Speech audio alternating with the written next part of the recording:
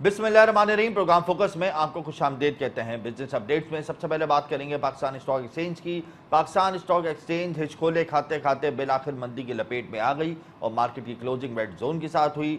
282 points कमी के साथ 100 इंडेक्स 78,600 पॉइंट्स की नफसातियत पे बंद हुआ। मार्केट का आगाज ग्रीन जोन से हुआ था। प्रॉफिट टेकिंग देखने में आई, करेक्शन भी देखने में आई। मार्केट कभी पॉजिटिव जोन में गई, फिर नेगेटिव जोन में आई। बिल आखिर मुस्बत मालियाती नताइज कंपनियों के मार्केट को पॉजिटिव जोन में बरकरार ना रख सके और 100 इंडेक्स 79,000 के लेवल से गिरकर 78,600 के लेवल पे क्लोज हुआ। 491 मिलियन का आज कारोबार देखने में आया। 155 कंपनियों के शेयर्स में इजाफा और 228 कंपनियों के शेयर्स में कमी। IMF से एग्रीमेंट ताखीर का शिकार हो रहा है, इस वजह से मार्केट में करेक्शन देखने में आ रही है। इंटरेस्ट रेट में कभी इम्कान है कि 150 बेसिस पॉइंट्स की कमी हो जाएगी। इसको भी सामने रखकर सेंटिमेंट थोड़े से पॉजिटिव हैं, लेकिन IMF का जो एग्रीमेंट है वो मार्केट पर असरअंदाज हो रहा है। उसकी जो ताखीर है वो मार्केट पर असरअंदाज हो रही है, जिसकी वजह से सेंटिमेंट्स थोड़े से शेक हुए हैं और सरमायाकार मुतात हुए हैं। इसके अलावा इंटरबैंक मार्केट की अगर बात की जाए तो आज डॉलर 13 पैसे महंगा हुआ है। 278 रुपीज़ 57 पैसे से, यानी 278 रुपये 57 पैसे से बढ़कर 278 रुपये 70 पैसे का इंटरबैंक मार्केट में डॉलर हो गया है। इसके अलावा स्टेट बैंक मॉनेटरी पॉलिसी का ऐलान करेगा। नई मॉनेटरी पॉलिसी आइंदा 2 माह के लिए होगी। शरह सूद इस वक्त 19.5% पे है। कभी इम्कान है कि 150 बेसिस पॉइंट की कमी होगी, यानी 1.5% शरह सूद घटेगी। लेकिन सनतकार और सरमायाकार कहते हैं कि जब महंगाई की शरह सिंगल डिजिट में आ गई है, 11% से घटकर 9% पर आ गई है, तो इसके मुताबिक शरह सूद में कम से कम 4% यानी 400 बेसिस पॉइंट की कमी होनी चाहिए। बहरहाल IMF के एग्रीमेंट में हम लोग, IMF ने हमें टास्क दिया हुआ है, उस टास्क को भी सामने रखना है। फिर मॉनेटरी पॉलिसी जायज़ा तो ले रही है, मौशी दादुशुमार का कमी ज़रूर होनी चाहिए 400 या 500 बेसिस पॉइंट की, लेकिन महंगाई बढ़ सकती है क्योंकि आने वाले दिनों में बिजली, गैस और पेट्रोलियम मसनूआत की कीमतों में इजाफा होगा। तो इस महंगाई को सामने रखकर, यानी महंगाई बढ़ सकती है, मुस्तकबिल में प्रेडिक्शन को सामने रखकर भी मॉनेटरी पॉलिसी फैसला कर सकती है सिर्फ 150 बेसिस या 100 बेसिस पॉइंट की कमी का। बहरहाल जितनी शरह सूद में कमी होगी उतना हमारे मुल्क में मुआशी पहिया चलेगा। इस वक्त भी एशियाई खत्ते में सबसे ज़्यादा पाकिस्तान में इंटरेस्ट रेट है, कम होना चाहिए। इससे सरमायाकारों को और सनतकारों को तक़वियत मिलेगी। इसके अलावा आज प्रोग्राम के अंदर हम बात करेंगे कंस्ट्रक्शन और रियल एस्टेट सेक्टर की। SIFC की फहरिस्त के अंदर रियल एस्टेट और कंस्ट्रक्शन सेक्टर नहीं है। ये वो इंडस्ट्री है जिसके साथ तकरीबन 65 से 70 इंडस्ट्रीज़ मुंसलिक हैं, एलाइड इंडस्ट्रीज़ मुंसलिक है। जब इंडस्ट्री चलती है तो फिर वो छोटी सनतें कारोबार करती हैं, उनका भी एक टर्नओवर होता है। तो सनतकारों को जो रियल एस्टेट सेक्टर से मुंसलिक हैं उनको काफ़ी मुश्किलात का सामना है। रियल एस्टेट सेक्टर किस तरीके से आने वाले दिनों में परफॉर्म करेगा, इस हवाले से आज हम प्रोग्राम में बात करेंगे। इसके अलावा इलेक्ट्रॉनिक आइटम्स की कीमतों में मुसलसल इजाफा हो रहा है। GST मुख्तलिफ टैक्सेस लगने से इलेक्ट्रॉनिक आइटम्स जो पाकिस्तान में है उनकी कीमत में इजाफा हो रहा है। और मेड इन पाकिस्तान फार्मूले पर हम अमल क्यों नहीं करते, क्यों नहीं हम electronic items made in Pakistan फार्मूले के तहत बनाएं और फिर यहाँ से उसको एक्सपोर्ट करें। स्मगल भी हो रहा है इलेक्ट्रॉनिक आइटम, इससे हमारी मशत को अरबों डॉलर का नुकसान हो रहा है टैक्स इनकम की मद में। तो इस हवाले से भी हम प्रोग्राम के अंदर बात करेंगे। फिर इंटरेस्ट रेट क्या होगा, सरमायाकार किस तरीके से देखते हैं, इकनॉमिक इंडिकेटर्स हमारे बेहतर हैं, उसके बावजूद भी ग्राउंड रियलिटी उसके बरक्स क्यों है, इन तमाम पॉइंट्स को हम आज के प्रोग्राम में तफसीली डिस्कस करेंगे। यहाँ वक्त ब्रेक का हमारे साथ रहिएगा। वेलकम है। प्रोग्राम इस वक्त हमें ज्वाइन कर चुके हैं जफर मोती, साबिक डायरेक्टर पाकिस्तान स्टॉक एक्सचेंज। बहुत शुक्रिया जफर साहब, आपने अपना कीमती वक्त दिया। जिस तरीके से इन्फ्लेशन के नंबर सिंगल डिजिट में आए हैं और हमारे इकनॉमिक इंडिकेटर्स इंप्रूव हो रहे हैं, तो आपको लगता है कि आइंदा मॉनेटरी पॉलिसी के अंदर 300, 400, 500 बेसिस पॉइंट की कमी होगी? बिल्कुल नहीं लगता है। पूरी मार्केट में वो है, मैं जो खुद कंजर्वेटिव हूँ तो मुझे 100 बेसिस पॉइंट लग रहा है। जो बहुत ज़्यादा ऑप्टिमिस्ट हैं वो 200 बेसिस पॉइंट बोल रहे हैं। मेरे पर्सनल ये कि कंजर्वेटिव अगर मैं नहीं फील कर रहा हूँ तो मुझे लगता है कि 150 बेसिस पॉइंट पर बात ख़त्म हो जाएगी, क्योंकि जो सिंगल डिजिट इन्फ्लेशन की फिगर है ना, वो तो कभी आप आओ, मैं और आप, पूरी होलसेल मार्केट है यहाँ पाकिस्तान की सबसे बड़ी कराची के अंदर, तो उसके अंदर हम और आप जाएं और मुझे बताएं कि कौन से एसेंशियल आइटम, कौन से पेरिशेबल आइटम सस्ते हुए हैं। अगर उन्होंने प्रूफ कर दिया तो फिर आपका जूता और मेरा सर, जो उर्दू में कहते हैं, कि आपका ही सर और आपका ही जूता। बिल्कुल, ग्राउंड रियलिटी इसके बिल्कुल मुख्तलिफ है। अच्छा, एक ऐसे मौके पर साबिक वफाकी वजीर ख़जाना इसहाक डार, जो मौजूदा इस वक्त नायब वज़ीर आज़म भी हैं, उन्होंने एक बयान दिया है कि जब PDM की 16 माह की गवर्नमेंट आई थी تو آئی ایم ایف نے تاخیر جان پوچھ کے کی تھی کہ پاکستان ڈیفالٹ کر جائے. ایک ایسے موقع پر جب ہم آئی ایم ایف کے پلان میں جا رہے ہیں, آئی ایم ایف کی ریسٹرکشنز کو, آئی ایم ایف کے دی ہوئی ریگولیشنز کو ہم فالو کر رہے ہیں, اور اوپر سے یہ بیان آ جانا, تو آپ کو نہیں لگتا کہ یہ ایک ان نیسیسری اسٹیٹمنٹ تھی, اس کو نہیں جاری کرنا چاہیے تھا یا احتیاط کرنی چاہیے تھی؟ دیکھیے آج کل ایک نیا فنامنا شروع ہوا ہے کہ ہر ایک ایسی بات کر کے تہلکہ مچانے کی کوشش میں ہوتا ہے یا ہوتی ہے جو جس کا ٹروتھ پر بیس نہیں ہوتا ہے. کون اپنے جو پرانے پیسے ہیں اس کو خراب کرے گا, یا کون کسی منہ سے اتنی بڑی دشمنی لے گا جس کے اوپر اتنا بڑا ان کا قرضہ ہو. جی ان کو بھی پتا ہے کہ بینکرپسی ہوگی تو ہاں ٹھیک ہے 70% 65% تو اس ملک کی تکلیفیں بڑھ جائیں گی, جی لیکن ان کے لیے بھی پریشانی بڑھ جاتی ہے. اور آئی ایم ایف تو ہمیشہ نیگوشیشن ٹیبل پر بیٹھ رہا ہوتا ہے. بات یہ ہے کہ ان کو یہ سوچنا چاہیے کہ آئی ایم ایف نے جو یہاں پر پرانی ٹیم جو تھی جو پاکستان کو ریپرزینٹ کر رہی تھی اس سے بات کرنے کو تیار نہیں ہو رہی تھی, اور وہ جو بات نہ کرنا ہے وہ میرے خیال میں تو حق بچانے پہ ہے کہ ہم ایک ڈونر آرگنائزیشن سے ایسے بات کر رہے ہیں کہ وہ ہمیں ڈونیٹ نہیں کر رہی, ہمیں ہیلپ آؤٹ بیل آؤٹ نہیں کر رہی, ہم ان کو بیل آؤٹ کر رہے ہیں. ایسا نہیں ہوتا. آپ کو ریالٹی چیک کرنی ہوتی ہے کہ کون کس کو بیل آؤٹ کر رہا ہے. میں ہر پروگرام میں یہی کہتا ہوں کہ جی ہم اتنا قرضہ لے چکے ہیں دنیا سے کہ ہم لوگ ایبسولوٹلی ناٹ جیسے ورڈ تو ہم یوز ہی نہیں کر سکتے کبھی. ہمارے ڈیسیشنز جن سے قرضے لیے ہوئے ہیں ان کے ساتھ مل کر نیگوشیٹ کر کے ان کو آن بورڈ لے کر ہی ہو سکتے ہیں. تو کبھی بھی پاکستانی کوئی بھی اگر دماغ میں یہ رکھتا ہے کہ ہم ان کے بغیر یعنی کوئی ڈیسیشن لیں گے, یہ وہ اپنے وہ کہتے ہیں نا فولس پیراڈائز میں رہ رہا ہے, وہ خواب و خیال میں رہ رہا ہے, وہ ایک ایسی دنیا میں رہ رہا ہے جو ریالٹی کے قریب نہیں ہے, جو سچائی کے قریب. اچھا ظفر صاحب, کیسا بنگالی نے کچھ دن قبل پریس کانفرنس کی تھی اور کہا تھا کہ ملک دیوالیہ ہو گیا ہے, اسلام آباد جاتے ہیں تو لگتا نہیں ہے کہ کوئی پریشانی ہے. تو آپ اس اسٹیٹمنٹ کو کیسے سالو آؤٹ کریں گے کہ کیا واقعی ہم لوگ ٹیکنیکل ڈیفالٹ کر چکے ہیں؟ کیا واقعی حکومت کے اراکین اس وقت مزے کی زندگی گزار رہے ہیں, انہیں کوئی فکر نہیں ہے؟ ڈاکٹر کیسر بنگالی ایک بہت آنیسٹ آدمی ہے, لیفٹ آف سینٹر کی طریقے سے ہے, اور ہمارے تو ٹیچر بھی رہے ہیں, لیکچر گیسٹ جب اسپیکرز آتے تھے آئی بی اے میں تو وہ آتے بھی تھے, اور میں کئی پروگرام ان کے ساتھ کر چکا ہوں. پہلے تو مجھے یہ سمجھ نہیں آتا کہ ان کو اس کمیٹی میں لایا کیوں گیا. انہوں نے فوراً اسپل دا بینس کر دیے ہیں, بتا دیا ہے کہ کیا حالات ہیں, کہ بھائی ایک پرائیویٹائزیشن ہو رہی ہے اور 33 آرگنائزیشن کی نہیں ہو رہی ہے. جی اگر اس کی جگہ کوئی 10 پر 12 بھی یا 10 سے 8 9 بھی ہو رہی ہوتی تو آپ کو ایک لگتا ہے کہ مومنٹم ہے. بالکل. انہوں نے یہ بھی بتا دیا ہے, انہوں نے یہ بھی کہہ دیا ہے کہ ہم ڈیفالٹ پر تو ہیں ہی, تو کس کو پتا نہیں کہ ہم ڈیفالٹ پر نہیں ہیں. میں نے تو ایک بڑا موڈ آف تھا, تو میں نے تو یہ کہہ دیا تھا ایک دفعہ کہ بھائی آپ ڈیفالٹ اسی ٹائم ہو گئے جب آپ کے 400 بچوں کو سمندر میں مار دیا گیا, ان کا قتل ہو گیا. وہ ادھر کی فائنینشیل قتل سے پہلے وہ بھاگنا چاہ رہے تھے کہ کہیں نہ کہیں ان کو سانس ملنے کی ملے. اب جا کر ہم کچھ سالوں بعد یہ ہیومن اسمگلنگ کو روک رہے ہیں, جی لیکن اس میں بھی ہم کہاں ہوئے ہیں. میرے خیال کل ہی کی خبر ہے کہ 2 بچے جو ہیں کینیڈین جعلی پاسپورٹ لے کر جا رہے تھے. اب اگر وہ یہاں سے نکل بھی جاتے تو کینیڈا میں پکڑے جاتے, بالکل. اور وہ ایک قسم کے ہمارے ابھی آپ کو پتا ہے کہ ہاکی پلیئرز نے بھی اسائلم لینے کی, تو یہ ڈیفالٹ کنٹریز کا ہی ہوتا ہے. میں آپ کو ایک بہت امیزنگ بات بتاؤں, جی یہ جو آپ کے اسپورٹس میں اتنے ڈکلائن ڈاؤن فال آ رہا ہے اتنی اسپیڈ سے کرکٹ میں اور ہر جگہ, تو اس کی بھی ایک وجہ ہے کہ جب وہ ملک فائنینشلی ہوتا ہے پریشان تو ان کی جو اسپورٹس کی ایبلٹی ہوتی ہے, خوشیوں کی ایبلٹی ہوتی ہے, وہ بھی کم ہو جاتی ہے. آپ دیکھ لیں نا آپ کے ارشد ندیم, تو جیولن کوئی دلا کر نہیں دے رہا تھا, وہ ڈنڈوں سے پریکٹس کر رہا تھا. ابھی ڈسکس تھروور نے کہا کہ بھائی مجھے آپ کم از کم اتنا تو کر دو, تھوڑی بہت عزت دلا دو کہ میں آپ کو کوئی اسپورٹس پلیئر پیدا کر کے دوں, کچھ کو ٹرین کروں, کچھ جی کروں. یہ سب چیزیں آپ کی اکانومی سے, آپ کے اس پروگرام سے بھی کنیکٹڈ ہوتی ہیں. بالکل آپ صحیح کہہ رہے ہیں. آخر میں یہ بتائیں ظفر صاحب کہ ٹیکس ڈیفیسٹ ہم نے دیکھا ہے, تو آپ سمجھتے ہیں کہ منی بجٹ آ جائے گا 1 سے 2 ماہ میں؟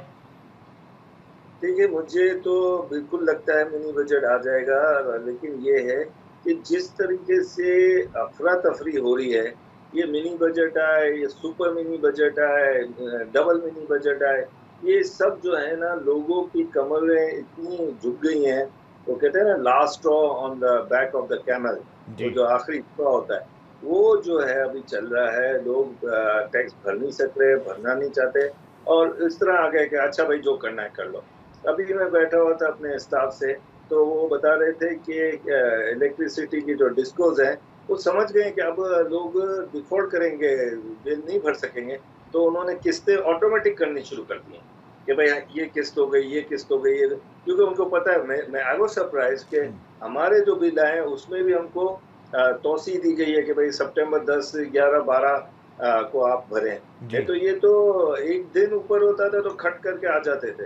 بالکل. یہ سب چیزیں دیکھتے ہوئے ہر ایک کو سمجھ آ گئی ہے کہ ہم ڈاکٹر کیسر بنگالی جو کہہ رہے ہیں، پتہ نہیں ان کا بنگلہ دیش سے تعلق ہے کہ نہیں ہے، لیکن یہ کہ ہم ابھی بہت زیادہ تکلیفوں اور پریشانیوں میں ہیں. بہت شکریہ جعفر صاحب، آپ تب تک قیمتی وقت دیا. یہاں وقت ایک بریک کا، ہمارے ساتھ ہی ویلکم. میرے پروگرام اس وقت ہمیں جوائن کر چکے ہیں سابق چیئرمین آباد محمد حسن بخشی. بہت شکریہ حسن صاحب، آپ تب تک قیمتی وقت دیا.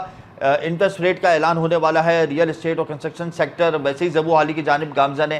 کیا سمجھتے ہیں شرح سود میں کمی ہونے کے بعد کیا ریئل اسٹیٹ سیکٹر پنپ سکتا ہے، آگے بڑھ سکتا ہے، کچھ اس کے اندر سیٹلمنٹس ہو سکتی ہیں؟ بسم اللہ الرحمن الرحیم. بہت شکریہ آپ نے مجھے لائن پہ لیا. جی دیکھیے، پہلے تو ہمیں یہ سمجھنا پڑے گا کہ آج جو انٹرسٹ ریٹ یا کل اناؤنس ہونے جا رہا ہے ممکن ہے اس میں 1 سے 1.5% کی کمی ہو، جی پر میں نہیں سمجھتا کہ 1-1.5% کم کرنے سے کوئی خاطر خواہ فرق پڑے گا. ہاں، کچھ سینٹیمنٹس بہتر ہوں گے. جب تک آپ اس کو سنگل ڈیجٹ پہ نہیں لے کے آئیں گے، لوگ اپنے پیسے بینکوں سے نہیں نکالیں گے اور مختلف کاروبار میں نہیں لگائیں گے، جس کی وجہ سے دیکھیے آج کوئی بھی انڈسٹری ہو، چاہے وہ مینوفیکچرنگ ہو، چاہے وہ ہماری کنسٹرکشن انڈسٹری ہو. کنسٹرکشن انڈسٹری تو ڈپینڈنٹ ہی ہے ایڈوانس بکنگ پہ، الاٹیز کے پیسے پہ، کیونکہ ہمیں فارمل سیکٹر سے، بینک سے عموماً لوگوں کو پیسے نہیں ملتے، اور ملتے ہیں تو اتنے ہائی کاسٹ پہ ہے، 20-22% پہ، جی کہ ہم اس کو سروس نہیں کر پاتے. تو اچھا قدم ہوگا، بٹ however میں سمجھتا ہوں ابھی بہت راستہ باقی ہے. مطلب ریئل اسٹیٹ اور کنسٹرکشن سیکٹر کو جو فوکس نہیں کیا گیا، جو لائم لائٹ پہ نہیں رکھا گیا، تو اس انٹرسٹ ریٹ کی کمی کے بعد بھی کوئی خاطر خواہ بہتری کی امید نہیں ہے. لیکن یہ بہت انفارچونیٹ ہے کہ اس ملک میں جو شعبہ 9.6 ملین لوگوں کو روزگار دیتا ہے، جس شعبے سے 72 الائیڈ انڈسٹریز چلتی ہیں، جس شعبے سے آپ کا اسکلڈ انسکلڈ لیبر امپلائمنٹ لیتا ہے، جس شعبے میں کام کرنے والے، زمین جس پہ کام ہوتی ہے، اور مینوفیکچرنگ جس میں سریا، سیمنٹ، پائپ لوکل بنتا ہے، اور وہ شعبہ جس میں آپ کے اسٹیٹ بینک کے حساب سے 12 ملین مکان کا شارٹیج ہے، اس کو گورنمنٹ آف پاکستان کوئی پرائورٹی لسٹ میں نہیں رکھتی. اور اس کے نتیجے میں یہ ہو رہا ہے کہ اس پہ ایکسیسو ٹیکسیشن اور ایکسیسو ڈاکیومنٹیشن ہو رہا ہے، جس کی وجہ سے ریئل اسٹیٹ سے لوگ آہستہ آہستہ نکلتے جا رہے ہیں، اور وہ بیشتر لوگ میں سمجھتا ہوں پیسے پاکستان سے باہر نکال کے اپنے بچوں کو باہر سیٹ کر رہے ہیں. تو حسن صاحب، اس کی بہتری کے لیے کون کون سے اقدامات اٹھانے پڑیں گے؟ آباد بھی اپنے فورم سے اتنی پر اثر آواز نہیں اٹھا رہا. ایس آئی ایف سی کے پاس جائے، ایس آئی ایف سی کے ساتھ ایک پلان شیئر کرے تاکہ ریئل اسٹیٹ اور کنسٹرکشن سیکٹر بہتر ہو سکے. 72 الائڈ جو فیکٹریز ہیں، کمپنیز ہیں، وہ اس کے ساتھ ایسوسیٹ ہیں. اربوں روپے کی منی ٹریل ہوتی ہے. تو اس کو بہتر کرنے کے لیے بھی آباد بھی تو کچھ کرے نا. دیکھیے، بات یہ ہے کہ میں یہ سمجھتا ہوں کہ پہلے گورنمنٹ نے اپنی پرائورٹی فکس کرنی چاہیے. اگر گورنمنٹ سمجھتی ہی نہیں اس بزنس کو، کیا وہ یہ سمجھتی نہیں کہ اس کا چلنا پاکستان کے لیے بہتر ہے، تو اس پہ میں کچھ نہیں کہہ سکتا. آباد نے کئی لیٹر لکھے پچھلے سال، فائنانس منسٹر کو بھی لکھے، پرائم منسٹر کو بھی لکھے، فائنانس سیکرٹری کو بھی لکھے، ایس بی آر چیئرمین کو بھی لکھے. بٹ افسوس کے ساتھ مجھے کہنا پڑتا ہے، جس طرح دوسری ٹریڈ باڈیز کو اگنور کیا گیا، اسی طرح آباد کو بھی اگنور کیا گیا، اور ایک بند کمرے میں یہ فیصلے کیے گئے جس کا نقصان آج پورا پاکستان اٹھا رہا ہے. کس طرح بہتری ہو سکتی ہے؟ جی دیکھیں، تمام اسٹیک ہولڈرز کو، میں صرف آباد کی بات نہیں کرتا ہوں، ان جی کو آن بورڈ لیں. گورنمنٹ اپنی مشکلات شیئر کرے اور ان سے سلیوشن مانگے. یہ گورنمنٹ کا رائٹ ہے کہ فیصلہ کریں کہ کیا کرنا اور کیا نہیں کرنا. however پیشنٹ ہیئرنگ تو دیں, سنیں. اتنا بڑا ڈسکنیکٹ ہے کہ اس وقت لوگ ایک نیگیٹو سوچ میں آ گئے ہیں کہ شاید government of Pakistan under the direction of IMF اس انڈسٹری کو ختم کرنا چاہتی ہے, کل کرنا چاہتی ہے, اور اس انڈسٹری کو پنپنا نہیں دینا چاہتی. تو یہ تو جب ہی دور ہوگا جب انڈسٹری کے اسٹیک ہولڈرس کو گورنمنٹ بٹھائے گی, فائنانس, اور یہ کوئی فیور نہیں ہوگا, جی نہ ہی فائنانس منسٹر کا فیور ہوگا, نہ پرائم منسٹر کا فیور ہوگا. یہ ان کی ڈیوٹی ہے اکانومی رن کرنا, لوگوں کو کانفیڈنس دینا کہ نہیں, we are there to resolve the issues.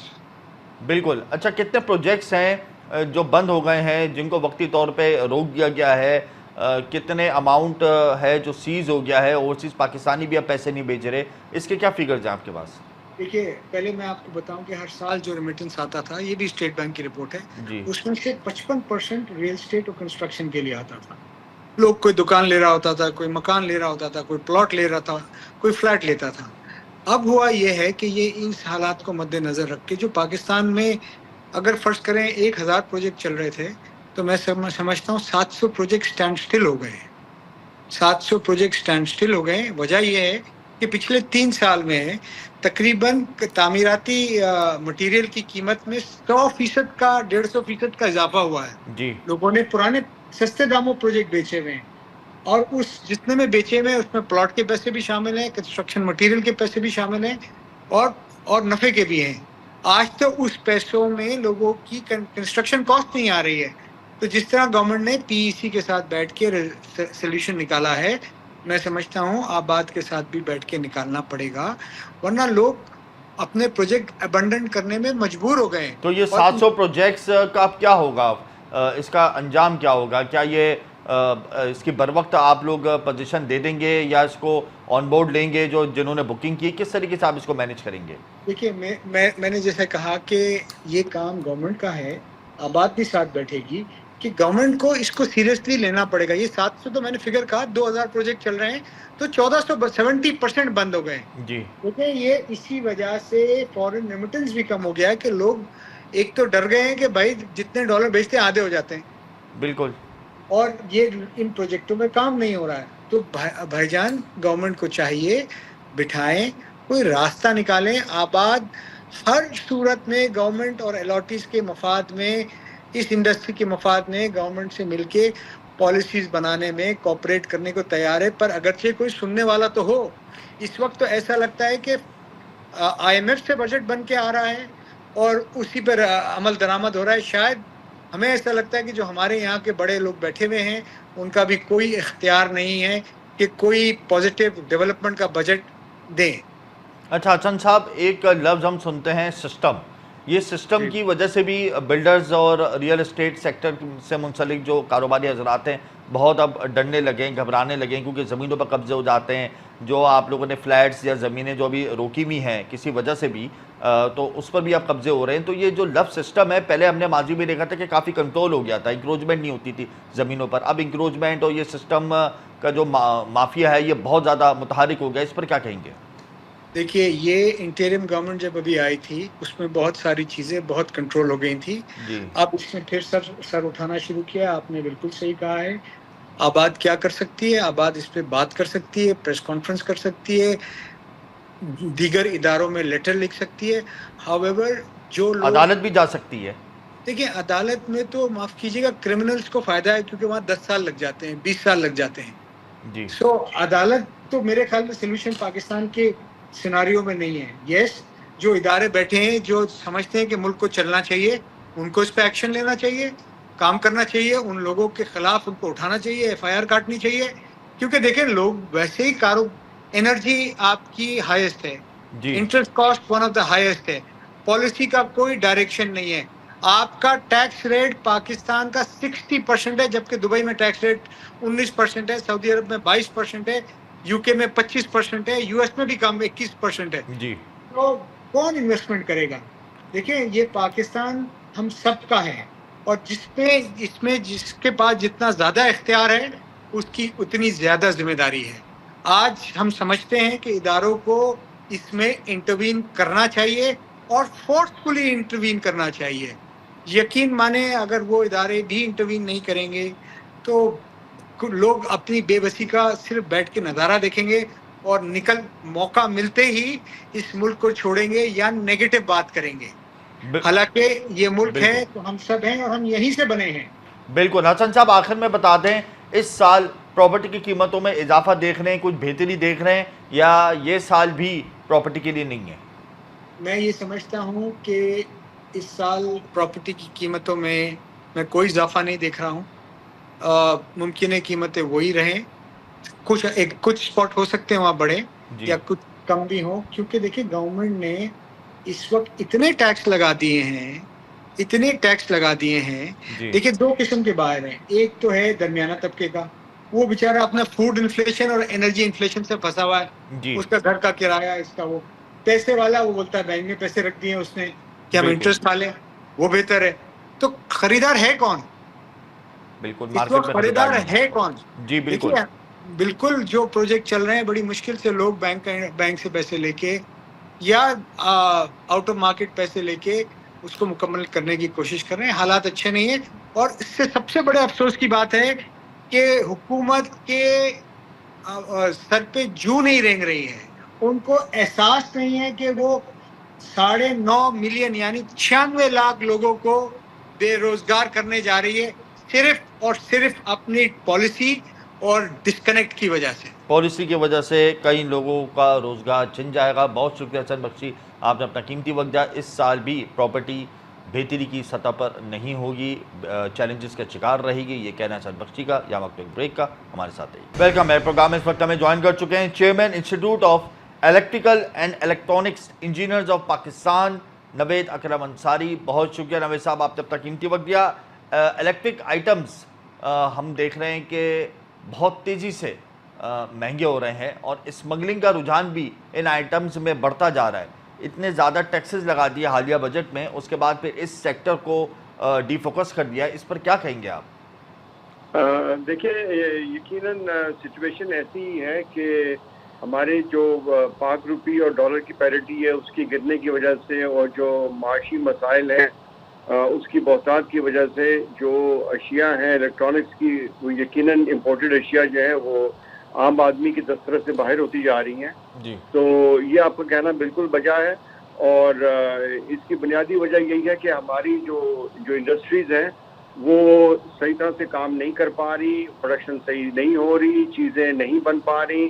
تو لامحالہ پھر جب آپ کو باہر سے منگوانی پڑیں چیزیں, تو اور روپے کی قدر اتنی گر چکی ہو, تو یہ یقیناً کافی مہنگی ہے, اور اس بابت بہت سے اقدامات لیے جا سکتے ہیں.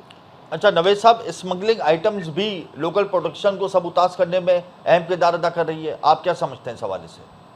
یہ بالکل آپ نے صحیح کہا کہ جو کنٹرولز ہیں نا ہمارے بارڈر کے اوپر, وہ بڑے سخت ہونے چاہیے. اور آپ کو پتہ ہے کہ افغان وار کے اندر جو ٹرانزٹ ٹریڈ تھی اس کی وجہ سے بھی بہت سی جو اشیاء تھی وہ افغانستان میں جانے کے بجائے ہماری مارکیٹ میں آ جایا کرتی تھیں, اور ہم صارف کے لیے جو تھی اس کے لیے تو خیر وہ سہولت تھی کہ اس سے قدرے سستی ملتی تھی, لیکن جو انڈسٹری تھی ہماری لوکل, اس کے اوپر بڑے برے اثرات اس کے جو تھے وہ ظاہر ہوئے, اور بہت سی انڈسٹری اس وجہ سے بند بھی ہو گئی. تو لامحالہ آپ کو اپنے جو کنٹرولز ہیں اور جو بارڈر ہیں ان کو بڑی سختی سے مانیٹر کرنا پڑے گا کہ جو اسمگل چیزیں نہ آئیں, جو ڈیوٹیز, ٹیرف اور ٹیکسز پے کر کے آتی ہیں آئیں, تاکہ جو ہماری یہاں کی جو لوکل مصنوعات ہیں ان کا مقابلہ کر سکیں. لوکلائزیشن کو امپروو کرنے کے لیے انجینئرنگ ڈیولپمنٹ بورڈ کی پالیسیز پر آپ کیا کہیں گے؟ دیکھیں انجینئرنگ ڈیولپمنٹ بورڈ جو ہے نا, میرے اپنے رائے کے مطابق ان کی جو وسائل ہیں نا بہت محدود ہیں.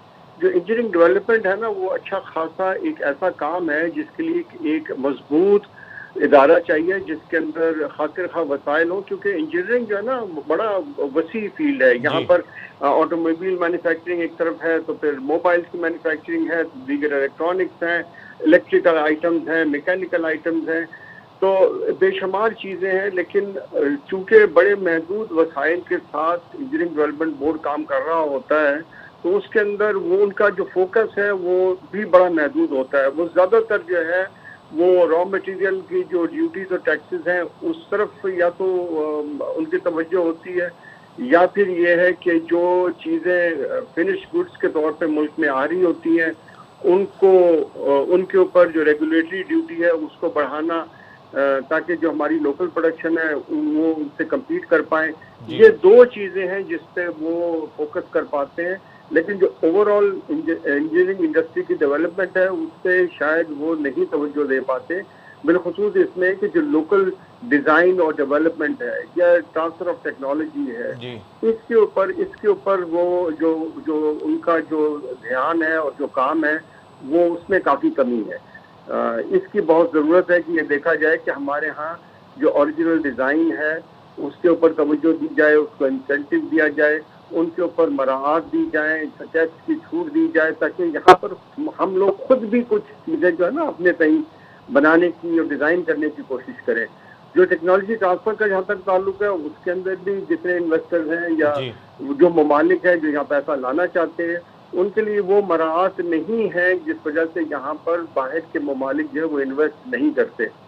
آپ فار ایسٹ میں دیکھ لیجئے, ویتنام کو دیکھ لیجئے, ویتنام کے اندر جو را مٹیریل ہے وہ ایسا کوئی خاص نہیں ہے الیکٹریکل الیکٹرانکس انڈسٹری کے لیے, لیکن ان کے ہاں انہوں نے جو ہائر ایجوکیشن ہے اس پہ بہت زیادہ توجہ دی جس وجہ سے ان کے پاس مین پاور اویلیبل ہے, اور اس کے علاوہ انہوں نے مراعات دی, ان کو ٹیکسز میں چھوٹ دی. تو بہت سی کمپنیاں پھر وہاں پر اس وقت انویسٹ بھی کر رہی ہیں, وہاں بیٹریاں بن رہی ہیں, کمپیوٹر کے پارٹس بن رہے ہیں, اس لیے کہ وہاں پر جو ہیومن ریسورس ہے جو کہ ٹرینڈ ہے اور ٹیکنیکلی اسٹرانگ ہے وہ اویلیبل ہے. تو یہ ساری چیزیں جو ہے نا دیکھنی پڑیں گی. At the end of the day businesses وہیں جاتے ہیں جہاں ان کو پنپنے کا موقع ملے اور جہاں ان کا جو ریٹ آف ریٹرن ہے انویسٹمنٹ پہ وہ اچھا ہو, یہ وہاں جائے گی, دنیا ساری اسی طرف چلی جائے گی. تو ہمارا جو انفراسٹرکچر ہے اس میں بہت زیادہ لیکنگز ہیں, لوز پولز ہیں. آپ کو کیا لگتا ہے کہ فرسٹ آف آل ہم نے اپنے ایجوکیشن سسٹم کو بہتر کرنا چاہیے, تاکہ ایجوکیشن سسٹم اگر بہتر ہوگا تو obviously پھر ہم لوگ الیکٹریکل ڈپلوما کی جگہ پہ الیکٹریکل انجینئرز بنائیں گے, اور جب الیکٹریکل انجینئرز بنتے ہیں, سافٹ ویئر انجینئرز بنتے ہیں تو پھر انڈسٹریز کو بوسٹ لگتا ہے. تو آپ کیا سمجھتے ہیں کہ ایجوکیشن سسٹم کی طرف بھی حکومت کو چاہیے کہ وہ توجہ دے؟ دیکھیں یہ بات تو ہے کہ جو ہماری جنرل پاپولیشن جو ہے وہ we are a young nation, ہمارے جو چھوٹی پود ہے ان کی کافی بڑی تعداد ہے اور لامحالہ وہ ہمارا فیوچر ہے. اگر ہم تعلیم میں ان پر انویسٹ نہیں کریں گے تو ہمارے ملک میں ترقی نہیں ہو سکتی. تو جو بجٹ ہے جو ہمیں ایجوکیشن کی بابت اس کو ہمیں لامحالہ بڑھانا ہوگا, اور ہمیں جہاں انجینئرز کی ضرورت ہے وہاں ہمیں ٹیکنیشینز کی بھی ضرورت ہے. اب سب انجینئر نہیں بن پاتے, ٹیکنیشینز بھی چاہیے ہوتے ہیں جو کہ ڈاؤن دی لائن پروڈکشن کر سکیں. تو ہمیں اس قسم کے بھی ووکیشنل ٹریننگ کی بھی ضرورت ہے اور انجینئرنگ کی بھی ضرورت ہے. تو ہمیں ہر لیول پہ جو ہے آپ نے صحیح فرمایا کہ ہمیں ایجوکیشن, ٹیکنیکل ایجوکیشن کی بہت ضرورت ہے. ایجوکیشن انفیکٹ ہر فیلڈ میں آپ لے لیجئے اس میں ہر ایک کے اندر ہی ضرورت ہوتی ہے. سوائے انجینئرنگ نہیں ہے, آپ میڈیسن لے لیں, دیگر فیلڈ لے لیجئے, ان کے اندر بھی ہمیں جو ہے لامحالہ ایجوکیشن کی ضرورت ہے. اچھا نوید صاحب, میک ان پاکستان فارمولے سے میڈ ان پاکستان کے فارمولے کا سفر ابھی لمبا ہے, یا آپ سمجھتے ہیں کہ آنے والے دنوں میں میڈ ان پاکستان کے فارمولے پر چڑھ پڑیں گے؟ دیکھیں یہ جو ہے نا ابھی ہمارے اوپر منحصر ہے. ایک خوشائن بات تو یہ ہے کہ کم از کم ہمارے اندر یہ سینس آف ریئلائزیشن آتی جا رہی ہے کہ میک ان پاکستان ہونا چاہیے. میک ان پاکستان ہوگا تو پھر ایونچولی میڈ ان پاکستان ہوگا. اب میک ان پاکستان کے لیے جو ہے ہر ایک کو اپنا کردار ادا کرنا پڑے گا. اس میں بالخصوص جو پالیسی میکرز ہیں اور ہماری انجینئرنگ ڈیولپمنٹ بورڈ ہے, ministry of science and technology ہے, منسٹری آف پلاننگ ہے, ان سب کو دیکھنا پڑے گا کہ ہم کس طرح سے میک ان پاکستان کر پائیں گے.